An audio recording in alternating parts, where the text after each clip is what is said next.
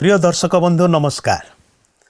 आज आम प्रभु को धन्यवाद दौचु जे प्रभु आम मान को ए द्वितीय थर सुजोग दे अच्छे तांकर निकट को आसियापाई एवं एक विशेष नूतन कार्यक्रम नहीं कि आपणकर निकट उपस्थित होगापाई ट्रांसवर्ल्ड रेडियो आनुकूल्य रे यही कार्यक्रमटी प्रति सप्ताह यही समय प्रसारित होउछि जार नाम होछि पथ प्रदर्शिका। आज ये पथ प्रदर्शिका कार्यक्रम को आपण मान को प्रत्येक को प्रभुंकर पवित्र नाम रे स्वागत करुछि। आम माने गत थर विशेष करिके सुसमाचार पुस्तक मानक मध्यरु तृतीय पुस्तक लूकंक रचित सुसमाचार पुस्तकर अध्ययन आरंभ करिछु। पुस्तकर परिचय और तार पृष्ठभूमि विषय रे आम माने अल्प आलोचना करिथिलु। आजिर अध्ययन रे आम माने विशेष करिके एक अध्याय 5 पदरु 17 पद मध्यरे आम माने ध्यान रखिबा। एठारे प्रथम घटनाटी जहाँ लूक लिखुअछन्ते जदिबा एक अध्याय रे से विशेष करिके दुई जन विशेष व्यक्तिंकर जन्म संपर्क रे कहन्ति जोहन एवं जीसु, किंतु आजिर अध्ययन रे आमने जोहनकर जन्म विषय रे पूर्व सूचना किपरि दिया जाउची, जोहनकर पिता जे जिखरिय जाजकंक निकट रे से विषय रे आमने देखिबा।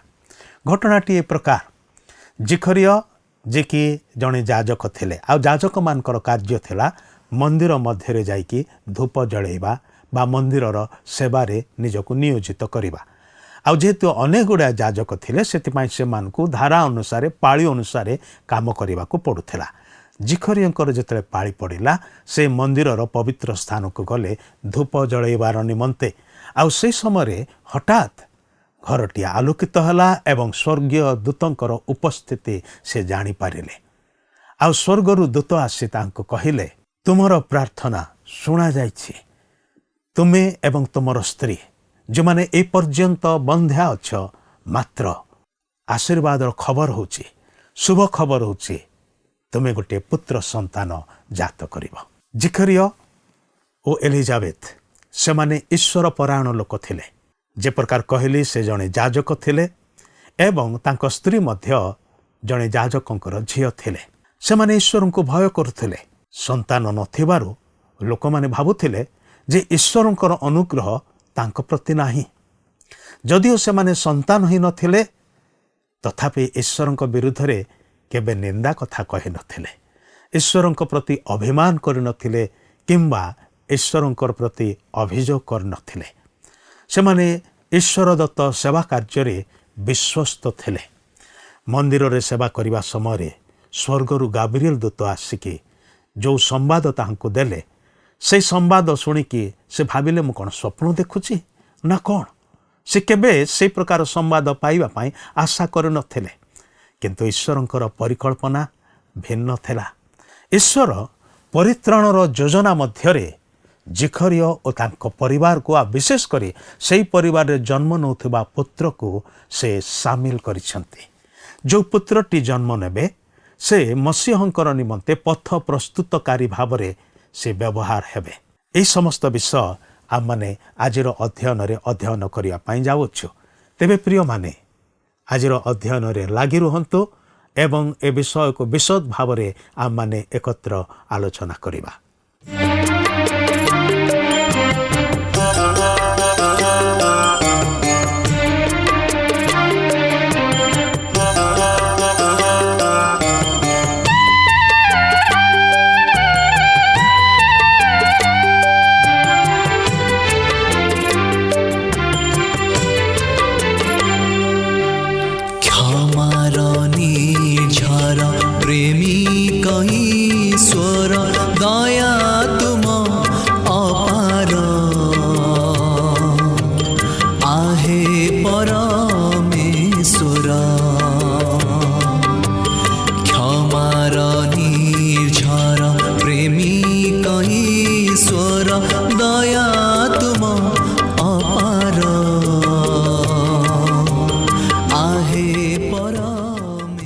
आसंतु वर्तमान आम प्रभुंकर वाक्य मध्य को जावा।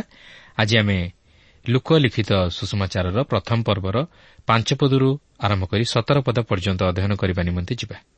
तेबे एठारे लक्ष्य करिबार विषय होछि जे लूक एही सुसमाचार लिखिबा समय ଜଣକୁ ଲକ୍ଷ୍ୟ କରି ଏହି ସମସ୍ତ ବିଷୟ ଉଲ୍ଲେଖ କରନ୍ତି, ଯାହାକି ଆମେ ପ୍ରଥମ ପର୍ବର 3 ପଦରେ ଦେଖିବାକୁ ପାଉ। ଦେଖନ୍ତୁ, ସେଠାରେ ଥିଓଫିଲ୍ ବୋଲି ଜଣେ ବ୍ୟକ୍ତିଙ୍କ ବିଷୟରେ ଲୁକ ଉଲ୍ଲେଖ କରନ୍ତି। ତେବେ ସେହି ବ୍ୟକ୍ତି ଜଣକ କିଏ? ଏହି ବ୍ୟକ୍ତି ଜଣେ ଖ୍ରୀଷ୍ଟ ବିଶ୍ୱାସୀ ଓ ତାଙ୍କ ନାମର ଅର୍ଥ ହେଉଛି ଈଶ୍ୱର ପ୍ରେମୀ। ଲୁକ କେବଳ ଏହି ପୁସ୍ତକଟି ତାହାଙ୍କୁ ଲକ୍ଷ୍ୟ କରି ଉଲ୍ଲେଖ କରୁନାହାନ୍ତି। ଏଥିସହିତ ଆପଣ ଦେଖିବେ ଯେ ପ୍ରେରିତ ପୁସ୍ତକ ମଧ୍ୟ ଲୁକ ତାହାଙ୍କୁ ଲକ୍ଷ୍ୟ କରି ଲେଖୁଛନ୍ତି। ଏହାର କାରଣ କ'ଣ ଆପଣ ଜାଣନ୍ତି? ଏହାର କାରଣ ହେଉଛି ଯେ ସେହି ଥିଓଫିଲ୍ ଜଣେ ଉଚ୍ଚ ପଦବୀଧାରୀ ଓ ସମ୍ଭବତଃ ରୋମିଓ ଥିଲେ। ଐତିହାସିକ ତଥ୍ୟ ଅନୁଯାୟୀ ଲୁକ ଓ ଥିଓଫିଲ୍ ଉଭୟ ସିରିଆର ଆନ୍ତିଓଖିଆସ୍ଥିତ ଅଧିବାସୀ ଥିଲେ। ଏହିପରି ଭାବରେ ଏହି ବ୍ୟକ୍ତିଙ୍କ ବିଷୟରେ ଅନେକ କିଛି ବିଷୟ ରହିଅଛି, ମାତ୍ର ଏଠାରେ ସଂକ୍ଷେପରେ ତାଙ୍କ ବିଷୟରେ ଉଲ୍ଲେଖ କରାଯାଇଅଛି। ତେବେ ସେ ଯାହୁନା କାହିଁକି ଲୁକ ତାହାଙ୍କ ନିକଟକୁ ଏହି ସୁସମାଚାର ପୁସ୍ତକଟି ଲେଖି ଜଣାନ୍ତି, ଯେପରି ସେ ଯେଉଁ ସମସ୍ତ ବିଷୟ ଶିକ୍ଷାପ୍ରାପ୍ତ ହୋଇଅଛନ୍ତି ତହିଁର ନିଶ୍ଚୟତା ଜ୍ଞାତ ହୋଇପାରନ୍ତି। ଆଜି ମଧ୍ୟ ଏହି ସୁସମାଚାର ଆମମାନଙ୍କ ଜୀବନ ନିମନ୍ତେ ଉଦ୍ଦିଷ୍ଟ, ଯେପରି ଆମେ ମଧ୍ୟ ତହିଁର ନିଶ୍ଚୟତା ଜ୍ଞାତ ହୋଇ ପ୍ରଭୁ ଯୀଶୁଖ୍ରୀଷ୍ଟଙ୍କଠାରେ ବିଶ୍ୱାସ ସ୍ଥାପନ କରୁ। ଆସନ୍ତୁ ତାହେଲେ ଦେଖିବା ଲୁକ କ'ଣ ଲେଖିବାକୁ ଯାଉଅଛନ୍ତି।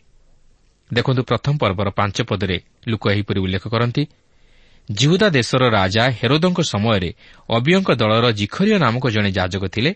ତାହାଙ୍କ ଭାର୍ଯ୍ୟା ହାରଣ ବଂଶର କନ୍ୟା, ତାହାଙ୍କର ନାମ ଏଲିସାବେଥ। ଦେଖନ୍ତୁ, ଲୁକ କିଭଳି ତାଙ୍କର ଲେଖା ଆରମ୍ଭ କରୁଛନ୍ତି। ବାସ୍ତବରେ ସେ ସମୟାନୁକ୍ରମିକ ଭାବେ ଘଟଣାବଳୀର ବିବରଣ ପ୍ରଦାନ କରୁଅଛନ୍ତି। ଏଠାରେ ଆପଣଙ୍କୁ ସ୍ମରଣ କରାଇଦିଏ ଯେ ପୁରାତନ ନିୟମ ଓ ନୂତନ ନିୟମ ମଧ୍ୟରେ ଦୀର୍ଘ 400 ବର୍ଷ ଧରି ବାଇବଲ ନୀରବ ରହେ। ଏହି ସମୟକୁ ଅନ୍ଧକାର ଯୁଗ ବୋଲି ମଧ୍ୟ କୁହାଯାଏ। ଏହି ଦୀର୍ଘ 400 ବର୍ଷ ମଧ୍ୟରେ ଯେଉଁ ସମସ୍ତ ବିଷୟ ଘଟିଯାଇଛି ତାହା ବାଇବଲରେ ଉଲ୍ଲେଖ ହୋଇନାହିଁ, କାରଣ ଏହା ଏକ ଅନ୍ଧକାରର ଯୁଗ ଥିଲା ଓ ଈଶ୍ୱର ମଧ୍ୟ ନୀରବ ରହିଥିଲେ। ମାତ୍ର ଦୀର୍ଘ 400 ବର୍ଷ ପରେ ଈଶ୍ୱର ପୁନର୍ବାର ସେହି ନୀରବତାକୁ ଭଙ୍ଗ କରି ପ୍ରକାଶିତ ହେଲେ। ତେଣୁକରି ଆପଣ ଦେଖିବେ ଯେ ଲୁକ ଯେତେବେଳେ ତାଙ୍କର ସୁସମାଚାର ଲେଖିବା ନିମନ୍ତେ ଆରମ୍ଭ କରୁଛନ୍ତି, ସେତେବେଳେ ସେ ବାପ୍ତିଜକ ଯୋହନଙ୍କର ଜନ୍ମଠାରୁ ଆରମ୍ଭ କରୁଅଛନ୍ତି, ଯେଉଁଠାରେ କି ବାପ୍ତିଜକ ଯୋହନଙ୍କ ପିତା ମନ୍ଦିର ମଧ୍ୟରେ ଈଶ୍ୱରଙ୍କର ସେବା କରିବା ସମୟରେ ଗାବ୍ରିଏଲ ଦୂତ ତାହାଙ୍କୁ ଦର୍ଶନ ଦେଉଅଛନ୍ତି। ସେହି ବାପ୍ତିଜକ ଯୋହନଙ୍କର ପିତାଙ୍କ ନାମ ଥିଲା ଜିଖରିୟ ଓ ମାତାଙ୍କ ନାମ ଥିଲା ଏଲିସାବେଥ। ଜିଖରିୟ ନାମର ଅର୍ଥ ହେଉଛି ପ୍ରତିଜ୍ଞା। ତେଣୁକରି ଏହିପରି ଭାବରେ 2ଟି ନାମର ଅର୍ଥକୁ ଯଦି ଆମେ ଯୋଡ଼ିଦେବା, ତାହେଲେ ଏହାର ଅର୍ଥ ହେବ ଈଶ୍ୱର ତାଙ୍କର ପ୍ରତିଜ୍ଞା ସ୍ମରଣ କରନ୍ତି। ଈଶ୍ୱର ତାଙ୍କର ପ୍ରତିଜ୍ଞାକୁ କିପରି ସ୍ଥିର କରୁଛନ୍ତି?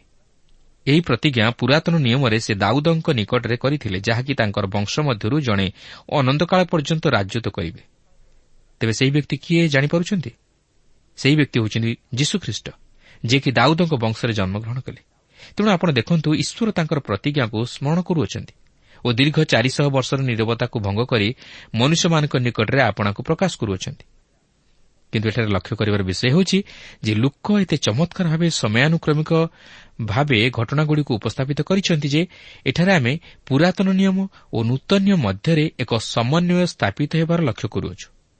କାରଣ ପୁରାତନ ନିୟମର ନୀତିନିୟମ ଅନୁଯାୟୀ ଈଶ୍ୱରଙ୍କ ସେବା ପୂଜା ଆରାଧନା ହେଉଥିବାର ଆମେ ଏହାର ପରବର୍ତ୍ତୀ ଅଂଶରେ ଦେଖିବାକୁ ପାରିବା।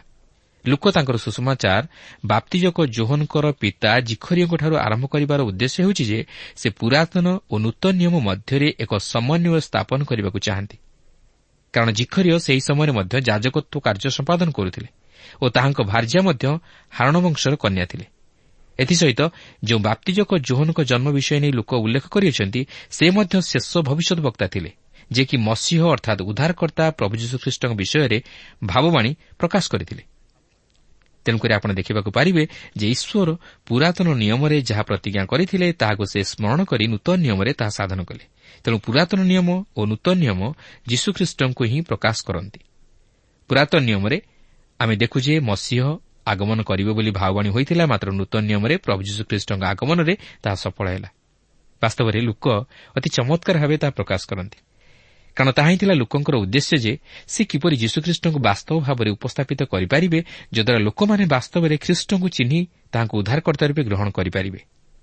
ତେବେ ଏଠାରେ ଆଲୋଚନାର ବିଷୟ ହେଉଛି ଯେ ସେହି ଜିଖରିୟ କିଏ, ଯାହାଙ୍କୁ ଗାବ୍ରିଏଲ ଦୂତ ଦର୍ଶନ ଦେଲେ ଓ ଯାହାଙ୍କ ଔରସରୁ ବାପ୍ତିଜକ ଯୋହନ ଜନ୍ମ ହେଲେ। ତେବେ ଏଥିପୂର୍ବରୁ 5 ପଦରେ ଆମେ ଦେଖିଥିଲୁ ଯେ ଏହି ଜିଖରିୟ ଜଣେ ଯାଜକ ଥିଲେ। ତେବେ ପୁରାତନ ନିୟମର ବ୍ୟବସ୍ଥା ଅନୁଯାୟୀ କେବଳ ଲେବୀୟ ଗୋଷ୍ଠୀ ଯାଜକତ୍ୱ ପଦରେ ରହି କାର୍ଯ୍ୟ କରିବାର ବ୍ୟବସ୍ଥା ଥିଲା। ତେଣୁ ଏଥିରୁ ଜଣାଯାଏ ଯେ ଜିଖରିୟ ଲେବୀୟ ଗୋଷ୍ଠୀର ଲୋକ ଥିଲେ। କାରଣ ଆମେ ଏହି ପ୍ରଥମ ପର୍ବର 8 ପଦରୁ 12 ପଦ ମଧ୍ୟରେ ପାଠ କଲେ ଜାଣିବାକୁ ପାରିବା ଯେ ସେ ଯାଜକୀୟ କାର୍ଯ୍ୟର ରୀତି ଅନୁଯାୟୀ ସେହି କାର୍ଯ୍ୟ ସମ୍ପାଦନ କରିବା ନିମନ୍ତେ ମନୋନୀତ ହୋଇଥିଲେ। ତେବେ ସେ ଯାହା ହେଉନା କାହିଁକି ସେ ଯେ ଲେବୀୟ ଗୋଷ୍ଠୀର ଲୋକ ଥିଲେ ଏଥିରେ ସନ୍ଦେହ ନାହିଁ। ସେ ଯେ କେବଳ ଯାଜକତ୍ୱ କାର୍ଯ୍ୟ ସମ୍ପାଦନ କରୁଥିବାରୁ ଗାବ୍ରିଏଲ ଦୂତ ତାହାଙ୍କୁ ଦର୍ଶନ ଦେଲେ ତାହା ନୁହେଁ, ସେ ମଧ୍ୟ ଈଶ୍ୱରଙ୍କ ନିକଟରେ ଜଣେ ଧାର୍ମିକ ବ୍ୟକ୍ତି ଥିଲେ। ଆସନ୍ତୁ ସେହିସବୁ ବିଷୟ ଜାଣିବା ନିମନ୍ତେ ଆମେ ଲୁକ ପ୍ରଥମ ପର୍ବର 6 ପଦରୁ ପାଠ କରିବା। କାରଣ ଆମେ ଯେଉଁ ବାପ୍ତିଜକ ଯୋହନଙ୍କ ବିଷୟ ନେଇ ଅଧ୍ୟୟନ କରିବାକୁ ଯିବା ତାଙ୍କର ପିତା ଥିଲେ ଏହି ଜିଖରିୟ। ତେବେ ଦେଖନ୍ତୁ ଲୁକ ପ୍ରଥମ ପର୍ବର 6 ପଦରେ ଏହି ଜିଖରିୟଙ୍କ ବିଷୟରେ ଏହିପରି ଲେଖା ଅଛି, ସେମାନେ ଉଭୟ ପ୍ରଭୁଙ୍କର ସମସ୍ତ ଆଜ୍ଞା ଓ ବିଧି ଅନୁସାରେ ନିର୍ଦ୍ଦୋଷ ରୂପେ ଆଚରଣ କରି ଈଶ୍ୱରଙ୍କ ଦୃଷ୍ଟିରେ ଧାର୍ମିକ ଥିଲେ। ଏହି ଅଂଶରେ ଆପଣ ଲକ୍ଷ୍ୟ କରିବେ ଯେ ଜିଖରିୟ ଜଣେ ଧାର୍ମିକ ବ୍ୟକ୍ତି ଥିଲେ, ଅର୍ଥାତ୍ ସେମାନଙ୍କର କାର୍ଯ୍ୟକଳାପ ଈଶ୍ୱରଙ୍କ ଦୃଷ୍ଟିରେ ଗ୍ରହଣଯୋଗ୍ୟ ଥିଲା। ସେମାନେ ପରିତାଣର ଅଧିକାରୀ ହୋଇଥିଲେ ବୋଲି ସେମାନଙ୍କର କାର୍ଯ୍ୟକଳାପରୁ ହିଁ ଜଣାଯାଏ। ମୁଁ ଭାବୁଛି ଯେତେବେଳେ ସେମାନେ ପାପ ବା ଅପରାଧ କରୁଥିଲେ ସେତେବେଳେ ସେମାନେ ଈଶ୍ୱରଙ୍କ ନିକଟରେ ବାସ୍ତବ ବଳିଦାନ ପ୍ରବୃତ୍ତି ଉତ୍ସର୍ଗ କରୁଥିଲେ। କିନ୍ତୁ ସେମାନଙ୍କ ଜୀବନରେ ଏକ ଅଭାବ ରହିଯାଇଥିଲା, ତାହା ହେଉଛି ଯେ ସେମାନେ ନିଃସନ୍ତାନ ଥିଲେ। ସେମାନଙ୍କର କୌଣସି ସନ୍ତାନ ନ ଥିଲେ, କାରଣ ତାଙ୍କର ସ୍ତ୍ରୀ ଏଲିସାବେଥ ବନ୍ଧ୍ୟା ଥିଲେ। ଦେଖନ୍ତୁ ଯାହାକି ଲୁକ 1 ପର୍ବର 7 ପଦରେ ଲେଖା ଅଛି।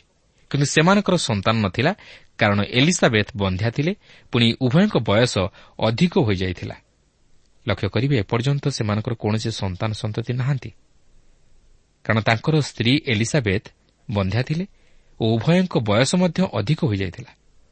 ମୁଁ ଭାବୁଛି ସେମାନେ ବୋଧହୁଏ ବାର୍ଦ୍ଧକ୍ୟ ଅବସ୍ଥାରେ ପଦାର୍ପଣ କରିଥିଲେ। କିନ୍ତୁ ଆଶ୍ଚର୍ଯ୍ୟର ବିଷୟ ଯେ ଈଶ୍ୱର ସେମାନଙ୍କ ଜୀବନରେ ଏକ ଅଦ୍ଭୁତ କାର୍ଯ୍ୟ କରିବାକୁ ଯାଉଅଛନ୍ତି, ଯାହାକି ଗାବ୍ରିଏଲ ଦୂତଙ୍କ ଦ୍ୱାରା ତାହା ସେ ଜିଖରିଙ୍କ ନିକଟରେ ପ୍ରକାଶ କରିବାକୁ ଯାଉଅଛନ୍ତି। ତେବେ ସେହି ଆଶ୍ଚର୍ଯ୍ୟ ବିଷୟଟି କ'ଣ ତାହା ଆପଣ ବୋଧହୁଏ ଅନୁମାନ କରିପାରୁଥିବେ। ତାହା ହେଉଛି ଯେ ଜିଖରିୟ ଏକ ପୁତ୍ର ସନ୍ତାନର ଜନକ ହେବାକୁ ଯାଉଅଛନ୍ତି, ଯାହାଙ୍କ ନାମ ହେଉଛି ଯୋହନ। ମାତ୍ର ପରେ ତାଙ୍କର କାର୍ଯ୍ୟ ନେଇ ତାହାଙ୍କୁ ବାପ୍ତିଜକ ଯୋହନ ନାମରେ ନାମିତ କରାଯାଇଅଛି। ତେବେ ଏହି ସମସ୍ତ ବିଷୟ ଆମେ କିଛି ସମୟ ପରେ ପାଠ କରିବାକୁ ଯିବା।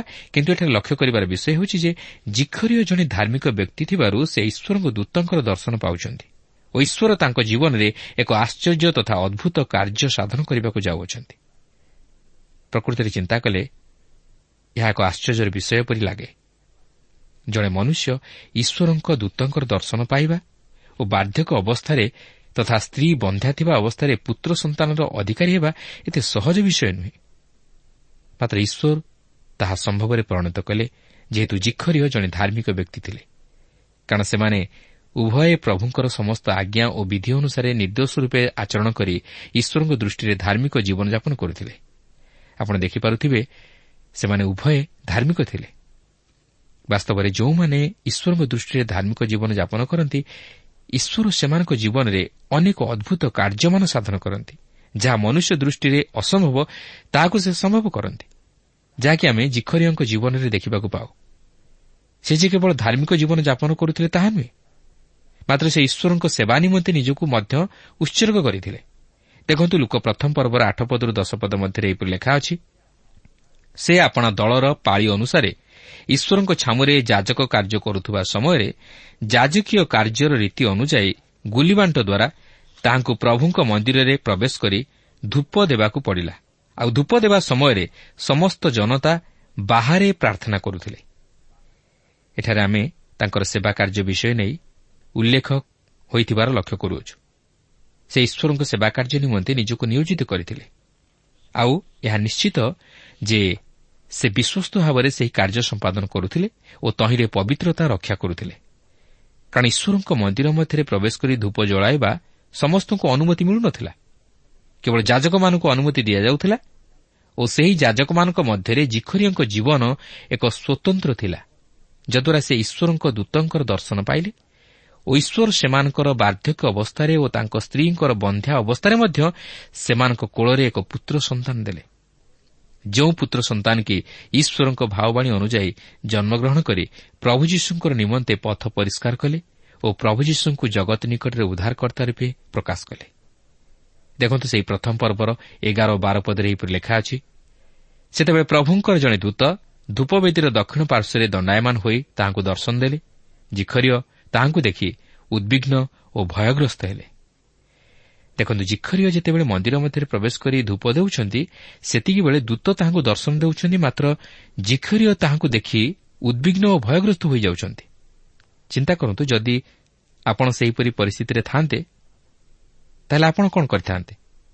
ମୁଁ ଭାବୁଛି ଆପଣ ହୁଅନ୍ତୁ ବା ମୁଁ ହୁଏ, ଆମେ ମଧ୍ୟ ଜିଖରିୟଙ୍କ ପରି ଭୟ ପାଇଯାଇଥାନ୍ତୁ, ନୁହେଁ କି? ଠିକ୍ ସେହିପରି ଜିଖରିୟ ଏହିପରି ଏକ ଦୃଶ୍ୟ ହଠାତ୍ ଦେଖିବା ଦ୍ୱାରା ବାସ୍ତବରେ ଭୟଭୀତ ହେବା ଏକ ସ୍ୱାଭାବିକ ବିଷୟ। କିନ୍ତୁ ସମସ୍ତେ ସେହି ସୁଯୋଗ ପାଆନ୍ତି ନାହିଁ। ବର୍ତ୍ତମାନ ଆସନ୍ତୁ ଦେଖିବା ଯେ ଦୂତ ତାହାଙ୍କୁ କ'ଣ କହୁଅଛନ୍ତି।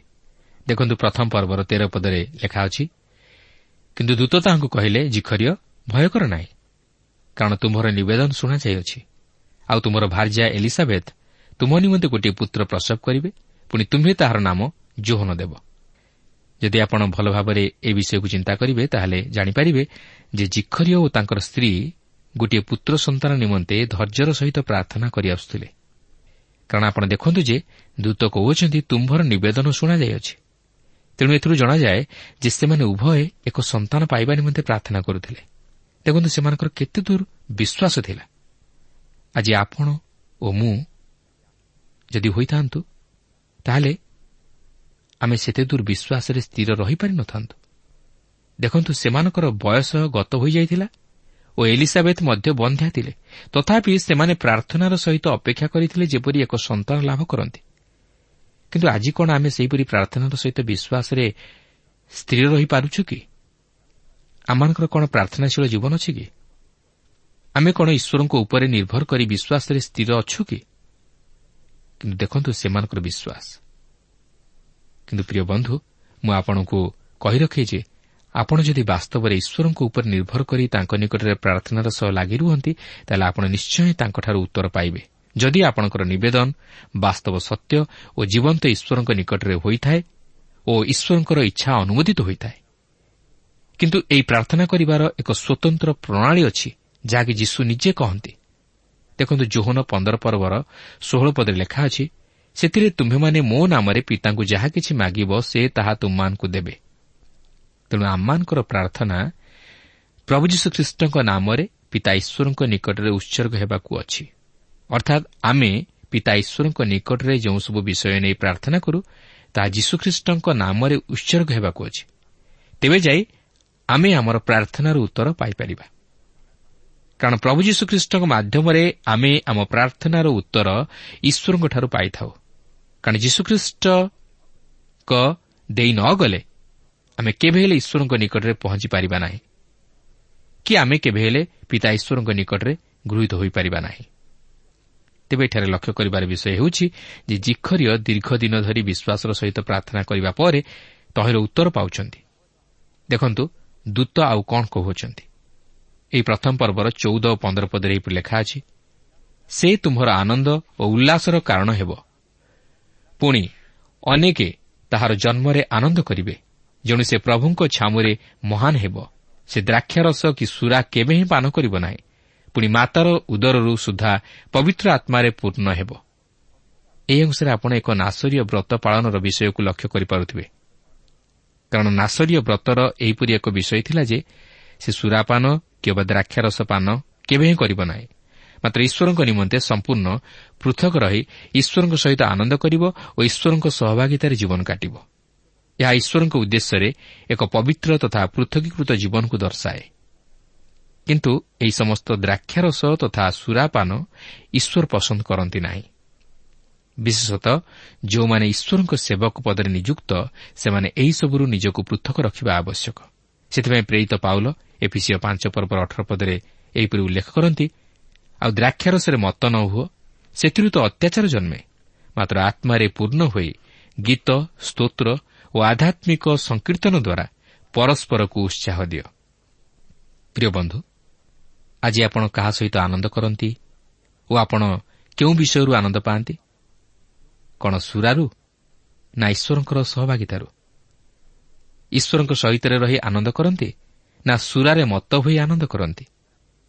ଆଜି ଅନେକେ ଏହି ସୁରାପାନରେ ମତ୍ତ ହେବାକୁ ଚାହାନ୍ତି, ମାତ୍ର ଈଶ୍ୱରଙ୍କ ସହିତ ଆନନ୍ଦ ତଥା ସହଭାଗିତା କରିବାକୁ ଚାହାନ୍ତି ନାହିଁ। ସେମାନେ ସୁରାପାନରେ ମତ୍ତ ହୋଇ ନିଜର ତଥା ଅନ୍ୟର ମଧ୍ୟ କ୍ଷତି ଘଟାଇଥାନ୍ତି। ମାତ୍ର ସେମାନେ ପବିତ୍ର ଆତ୍ମାରେ ପରିପୂର୍ଣ୍ଣ ହୋଇ ଆତ୍ମାଙ୍କର ଅଧୀନରେ ପରିଚାଳିତ ହେବାକୁ ଚାହାନ୍ତି ନାହିଁ। ସେମାନେ ସୁରାରେ ମତ୍ତ ହୋଇ ନାନା ପ୍ରକାର ଅସଙ୍ଗତ କାର୍ଯ୍ୟରେ ଲିପ୍ତ ରହି ଈଶ୍ୱରଙ୍କର ଅଗୌରବ କରନ୍ତି। ସେମାନେ ନିଜର ବୋଧଶକ୍ତିକୁ ହରାଇ ବସନ୍ତି। ତେଣୁକରି ଈଶ୍ୱର ସ୍ପଷ୍ଟ ଭାବେ ଜଣାଇ ଦିଅନ୍ତି ଯେ ଯେଉଁମାନେ ଈଶ୍ୱରଙ୍କ ନିମନ୍ତେ ପୃଥକୀକୃତ ଜୀବନଯାପନ କରି ଈଶ୍ୱରଙ୍କ ସହଭାଗିତାରେ ଆନନ୍ଦ ଉପଭୋଗ କରିବାକୁ ଚାହାନ୍ତି, ସେମାନେ ଦ୍ରାକ୍ଷାରସ ଓ ସୁରାପାନରୁ ନିଜକୁ ପୃଥକ ରଖିବା ଆବଶ୍ୟକ। ତେବେ ଏହି ଦ୍ରାକ୍ଷାରସ ବା ସୁରାପାନ କରିବା ନେଇ ବିଭିନ୍ନ ଲୋକ ବିଭିନ୍ନ ପ୍ରକାର ମତବ୍ୟକ୍ତ କରନ୍ତି। କିନ୍ତୁ ମୁଁ ସେହି ବିଷୟ ନେଇ କୌଣସି ଯୁକ୍ତି ବାଢ଼ିବାକୁ ଚାହେଁ ନା, କିମ୍ବା ସୁରାପାନ କରିବା ଯେ ପାପ ତହିଁ ଉପରେ ମଧ୍ୟ ମୁଁ କୌଣସି ଯୁକ୍ତି କରିବାକୁ ଚାହେଁ ନା। ମାତ୍ର ସୁରାପାନରେ ମତ୍ତ ହେବା ଦ୍ୱାରା ଏହା ଯେ ମନୁଷ୍ୟକୁ ପାପ କରିବାକୁ ପ୍ରବର୍ତ୍ତାଏ, ଏହା ବାଇବଲ ସ୍ପଷ୍ଟ ଭାବରେ ପ୍ରକାଶ କରେ, ଯାହାକି ଆମେ ଏଥିପୂର୍ବରୁ ଦେଖିସାରିଛୁ। ତାଛଡ଼ା ସୁରାପାନ କରିବା ସମୟରେ ଆମେ ନିଜକୁ ନିଜେ ପ୍ରଶ୍ନ କରିବା ଉଚିତ ଯେ ବାସ୍ତବରେ ମୁଁ କେଉଁ ପ୍ରକାର ଉଦ୍ଦେଶ୍ୟ ନେଇ ସୁରାପାନ କରୁଛି। ମୁଁ ସୁରାପାନ କରିବା ଦ୍ୱାରା ଈଶ୍ୱରଙ୍କର ଗୌରବ କରୁଛି ନା ଅଗୌରବ କରୁଛି? ତାଛଡ଼ା ମୁଁ ସୁରାପାନ କରିବା ଦ୍ୱାରା କ'ଣ ଈଶ୍ୱରଙ୍କ ସହଭାଗିତା ଲାଭ କରି ଈଶ୍ୱରଙ୍କ ସହିତ ଆନନ୍ଦ କରିପାରୁଛି କି?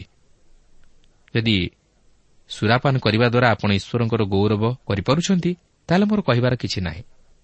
ନାହିଁ ଯଦି ସୁରାପାନ କରିବା ଦ୍ୱାରା ଆପଣଙ୍କର ବିବେକ ଆପଣଙ୍କୁ ଗଞ୍ଜଣା ଦେଉଛି ଯେ ଆପଣ ଈଶ୍ୱରଙ୍କର ଅଗୌରବ କରୁଛନ୍ତି ବୋଲି, ତାହେଲେ ସୁରାପାନ ନ କରିବା ହିଁ ଉଚିତ। କିନ୍ତୁ ଆମେ ଜାଣି ରଖିବା ଉଚିତ ଯେ ମନୁଷ୍ୟ ହେଉଛି ଦୁର୍ବଳ। ତାଛଡ଼ା ଈଶ୍ୱରଙ୍କ ବାକ୍ୟ କହେ ଯେ ସୁରାପାନରେ ମତ୍ତ ହେବା ଦ୍ୱାରା ତାହା କେବଳ ଅତ୍ୟାଚାର କରିବାକୁ ପ୍ରବର୍ତ୍ତାଏ, ଅର୍ଥାତ୍ ପାପ କରିବାକୁ ପ୍ରବର୍ତ୍ତାଏ। ତେଣୁ ମୁଁ ଜାଣିବାରେ ସୁରାପାନରୁ ପୃଥକ ରହିବା ମନୁଷ୍ୟ ପକ୍ଷରେ ଭଲ, କାରଣ ଏହା ଫଳରେ ମନୁଷ୍ୟ ନିଜର ଜୀବନକୁ ଧ୍ୱଂସ ମୁଖରୁ ରକ୍ଷା କରିପାରେ। କେବଳ ନିଜକୁ ନୁହେଁ, ନିଜର ପରିବାରର ଜୀବନକୁ ମଧ୍ୟ ରକ୍ଷା କରିପାରେ, ନିଜର ସମାଜର ଜୀବନକୁ ମଧ୍ୟ ରକ୍ଷା କରିପାରେ, ନିଜର ମଣ୍ଡଳୀର ଜୀବନକୁ ମଧ୍ୟ ରକ୍ଷା କରିପାରେ। ତେଣୁ ପ୍ରିୟ ବନ୍ଧୁ, ଯଦି ଆପଣ ଏପର୍ଯ୍ୟନ୍ତ ସେହି ସୁରାପାନରେ ମତ୍ତ ରହିଥାନ୍ତି, ତାହେଲେ ନିଜର ଜୀବନକୁ ସମୟ ଥାଉଁ ଥାଉଁ ସେହି ବିନାଶ ମୁଖରୁ ରକ୍ଷା କରନ୍ତୁ। ହୋଇପାରେ ଏହା ଛାଡ଼ିବାଟା ଆପଣଙ୍କ ପକ୍ଷରେ କଷ୍ଟକର ବୋଲି ଆପଣ ଭାବିପାରନ୍ତି। ମାତ୍ର ଆପଣ ଯଦି ବାସ୍ତବରେ ପ୍ରଭୁ ଯୀଶୁଖ୍ରୀଷ୍ଟଙ୍କଠାରେ ନିଜକୁ ସମର୍ପଣ କରି ତାଙ୍କଠାରୁ ଶକ୍ତି ମାଗନ୍ତି, ତାହେଲେ ସେ ସେହି ପବିତ୍ର ଆତ୍ମାଙ୍କ ଦ୍ୱାରା ଆପଣଙ୍କ ଜୀବନରେ ଆଶ୍ଚର୍ଯ୍ୟ ଭାବେ କାର୍ଯ୍ୟ କରିବେ। ଫଳରେ ଆପଣ ଶକ୍ତିପ୍ରାପ୍ତ ହୋଇ ସେହି ସମସ୍ତ ମନ୍ଦ ଅଭ୍ୟାସ ଉପରେ ଜୟଲାଭ କରିପାରିବେ। କାରଣ ଈଶ୍ୱର ଚାହାନ୍ତି ନାହିଁ ତାଙ୍କର ସୃଷ୍ଟ ମନୁଷ୍ୟ ବିପଦରେ ଯାଇ ବିନଷ୍ଟ ହେଉ। କିନ୍ତୁ ଆପଣ ନିଜ ଶକ୍ତି ବା ବଳରେ ପାରିବେ ନାହିଁ। ମାତ୍ର ସେହି ପବିତ୍ର ଆତ୍ମା ଆପଣଙ୍କୁ ଶକ୍ତି ଦେବେ, ଯଦ୍ୱାରା ଆପଣ ନିଜର ଜୀବନକୁ ସେହି ବିନାଶର ପଥରୁ ରକ୍ଷା କରି ଜୀବନର ପଥରେ ଅଗ୍ରସର ହେବା ନିମନ୍ତେ ସମର୍ଥ ହୋଇପାରିବେ। ଆପଣଙ୍କର ଜୀବନ ତଥା ଆପଣଙ୍କର ପାରିବାରିକ ଜୀବନ ମଧ୍ୟ ଆନନ୍ଦ ଓ ଶାନ୍ତିରେ ଭରିଯିବ। ଯେଉଁ ଦୁଃଖକୁ ଭୁଲିବା ପାଇଁ ବା ଯେଉଁ ସମସ୍ୟାର ମୁକାବିଲା କରିବା ପାଇଁ ଆପଣ ସମର୍ଥ ହୋଇପାରୁନଥିଲେ, ତାହାର ସମ୍ମୁଖୀନ ହୋଇ ତହିଁର ସମାଧାନ ନିମନ୍ତେ ମଧ୍ୟ ଶକ୍ତିପ୍ରାପ୍ତ ହୋଇପାରିବେ। ତେଣୁ ଈଶ୍ୱରଙ୍କ ସାନ୍ନିଧ୍ୟ ଲାଭ କରି ତାଙ୍କର ପ୍ରେମରେ ମତ୍ତ ହୁଅନ୍ତୁ ଓ ତାଙ୍କ ସହ ସହଭାଗିତା ସ୍ଥାପନ କରି ବାସ୍ତବ ଆନନ୍ଦ ଉପଭୋଗ କରନ୍ତୁ। ଆତ୍ମାଙ୍କ ଦ୍ୱାରା ମତ୍ତ ହୋଇ ଆତ୍ମାଙ୍କର ଅଧୀନରେ ରହି ପରିଚାଳିତ ହୁଅନ୍ତୁ। ଆସନ୍ତୁ ଏହାପରେ ଦେଖିବା ଦୂତ ଆଉ କ'ଣ ଯୋହନଙ୍କ ବିଷୟ ନେଇ ଜିଖରିୟଙ୍କୁ କହୁଅଛନ୍ତି। ଦେଖନ୍ତୁ, ସେହି ପ୍ରଥମ ପର୍ବର 16-17 ପଦରେ ଲେଖା ଅଛି, ଆଉ ସେ ଇସ୍ରାଏଲ୍ ସନ୍ତାନମାନଙ୍କ ମଧ୍ୟରୁ ଅନେକଙ୍କୁ ପ୍ରଭୁ ସେମାନଙ୍କ ଈଶ୍ୱରଙ୍କ ପ୍ରତି ଫେରାଇବ। ପିତାମାନଙ୍କ ହୃଦୟ ସନ୍ତାନମାନଙ୍କ ପ୍ରତି, ଅବାଧ୍ୟମାନଙ୍କୁ ଧାର୍ମିକମାନଙ୍କ ଜ୍ଞାନରେ ଆଚରଣ କରିବା ନିମନ୍ତେ ଫେରାଇବାକୁ ଏବଂ ପ୍ରଭୁଙ୍କ ସକାଶେ ସୁସଜ୍ଜିତ ଗୋଟିଏ ପ୍ରଜାମଣ୍ଡଳୀ ପ୍ରସ୍ତୁତ କରିବାକୁ ସେ ଏଲିୟଙ୍କ ଆତ୍ମା ଓ ଶକ୍ତିରେ ତାହାଙ୍କ ଆଗରେ ଗମନ କରିବ। ତେବେ ଏଠାରେ ଭଲ ଭାବେ ଚିନ୍ତା କଲେ ଆପଣ ଜାଣିପାରିବେ ଯେ ବାପ୍ତିଜକ ଯୋହନ ଏଲିୟ ନ ଥିଲେ, ମାତ୍ର ସେ ଏଲିୟଙ୍କ ଆତ୍ମା ଓ ଶକ୍ତିରେ ଗମନ କରିଥିଲେ। ଏହି ଏଲିୟ ଜଣେ ଭବିଷ୍ୟତ ବକ୍ତା ଥିଲେ, ଯିଏକି ସ୍ୱଦେହରେ ସ୍ୱର୍ଗକୁ ଗମନ କରିଥିଲେ ଓ ଈଶ୍ୱରଙ୍କର ସନ୍ତୋଷଜନକ କାର୍ଯ୍ୟ କରିଥିଲେ। ଏଠାରେ ମଧ୍ୟ ଆମେ ଦେଖୁଛୁ ଯେ ସେହି ଶକ୍ତି ମଧ୍ୟ ବାପ୍ତିଜକ ଯୋହନଙ୍କ ମଧ୍ୟରେ କାର୍ଯ୍ୟ ସାଧନ କରିବାକୁ ଥିଲା। ଏହି ଅଂଶରେ ଆମେ ବାପ୍ତିଜକ ଯୋହନଙ୍କର କାର୍ଯ୍ୟ ସମ୍ପର୍କରେ ମଧ୍ୟ ଦେଖିବାକୁ ପାରୁଛୁ। ସେ ପିତାମାନଙ୍କ ହୃଦୟ ସନ୍ତାନମାନଙ୍କ ପ୍ରତି ଫେରାଇବାକୁ ଆହୁତ ହୋଇଥିଲେ, କାରଣ ଯେପର୍ଯ୍ୟନ୍ତ ପିତାମାନେ ଈଶ୍ୱରଙ୍କୁ ଚିହ୍ନି ନାହାନ୍ତି ବା ଈଶ୍ୱରଙ୍କ ସହିତ ସହଭାଗିତା ସ୍ଥାପନ କରିନାହାନ୍ତି, ସେ ପର୍ଯ୍ୟନ୍ତ ସେମାନେ ସନ୍ତାନମାନଙ୍କୁ ବା ଯୁବାମାନଙ୍କୁ ଈଶ୍ୱରଙ୍କର ନିକଟବର୍ତ୍ତୀ କରାଇପାରିବେ ନାହିଁ। ବର୍ତ୍ତମାନ ମଧ୍ୟ ତହିଁର ଅଭାବ ହେତୁ ଆଜି ମଧ୍ୟ ଯୁବକମାନଙ୍କ ମଧ୍ୟରେ ବିଶୃଙ୍ଖଳା ଦେଖାଦେଉଛି। ପରିବାରରେ, ସମାଜରେ, ଖ୍ରୀଷ୍ଟୀୟ ମଣ୍ଡଳୀ ମଧ୍ୟରେ ମଧ୍ୟ ସେହି ସମସ୍ୟା ଦେଖାଦେଉଛି। ଏହାର କାରଣ ହେଉଛି ଯେ ପିତାମାନେ ପ୍ରଭୁରେ ଦୃଢ଼ ନୁହନ୍ତି କି ଈଶ୍ୱରଙ୍କ ସହିତ ସହଭାଗିତାର ଜୀବନ ମଧ୍ୟ ସେମାନଙ୍କର ନାହିଁ। ତେଣୁ ଚେଷ୍ଟା କରୁ ଯେପରି ପିତାମାତା ସ୍ୱରୂପେ ପ୍ରକୃତ ଆଦର୍ଶ ଜୀବନଯାପନ କରି ଓ ଈଶ୍ୱରଙ୍କ ସହିତ ସହଭାଗିତା ସ୍ଥାପନ କରି ନିଜର ସନ୍ତାନମାନଙ୍କୁ ପ୍ରଭୁରେ ବଢ଼ାଉ। ତାହେଲେ ପ୍ରତ୍ୟେକ କ୍ଷେତ୍ରରେ ଶାନ୍ତି ଓ ଶୃଙ୍ଖଳା ପ୍ରତିଷ୍ଠିତ ହୋଇପାରିବ। ତେବେ ଆଜି ପାଇଁ ସମୟ ହୋଇଯାଇଥିବାରୁ ଏହିଠାରେ ଏହି କାର୍ଯ୍ୟକ୍ରମ ସ୍ଥଗିତ ରଖିବା। ପ୍ରଭୁ ଆମ ପ୍ରତ୍ୟେକଙ୍କୁ ଆଶୀର୍ବାଦ କରନ୍ତୁ। ପ୍ରିୟ ବନ୍ଧୁ, ଜିଖରିୟଙ୍କର ଜୀବନ ଏବଂ ସେ ପାଇଥିବା ସ୍ୱର୍ଗୀୟ ଦୂତଙ୍କର ସମ୍ବାଦ ଆମେ ଏ ବିଷୟରେ ଆଲୋଚନା କରିଛୁ। ପ୍ରଭୁ ସେହି ପରିବାରକୁ ସ୍ମରଣ କଲେ। ଅନେକ ବର୍ଷ ଧରି ସେମାନେ ନିସନ୍ତାନ ଥିଲେ, ମାତ୍ର ପ୍ରଭୁ ଭୁଲିଗଲେ ନାହିଁ। ପ୍ରଭୁ ତାଙ୍କର ଲୋକମାନଙ୍କ ବିଷୟରେ ମନୋଯୋଗ କରନ୍ତି। ସେ ଆଜି ଆପଣଙ୍କ ବିଷୟରେ ମଧ୍ୟ ମନୋଯୋଗ କରନ୍ତି। ଆପଣଙ୍କର ଅବସ୍ଥା କ'ଣ ତାହା ହୁଏତ ଅନ୍ୟମାନେ ଜାଣନ୍ତି ନାହିଁ, କିନ୍ତୁ ପ୍ରଭୁ ଜାଣନ୍ତି। ଆପଣଙ୍କ ହୃଦୟର କ୍ରନ୍ଦନ କ'ଣ ତାହା ଅନ୍ୟମାନେ ହୁଏତ ଶୁଣିପାରନ୍ତି ନାହିଁ, କିନ୍ତୁ ପ୍ରଭୁ ଶୁଣନ୍ତି।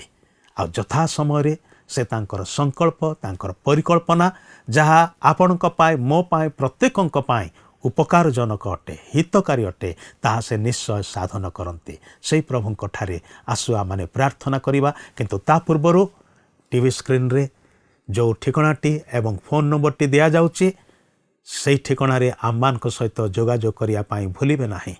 ଏହି କାର୍ଯ୍ୟକ୍ରମ ଦ୍ୱାରା ଯେଉଁ ଆଶୀର୍ବାଦ ଆପଣ ପାଉଛନ୍ତି ତାହା ମଧ୍ୟ ଆମମାନଙ୍କୁ ଜଣାନ୍ତୁ।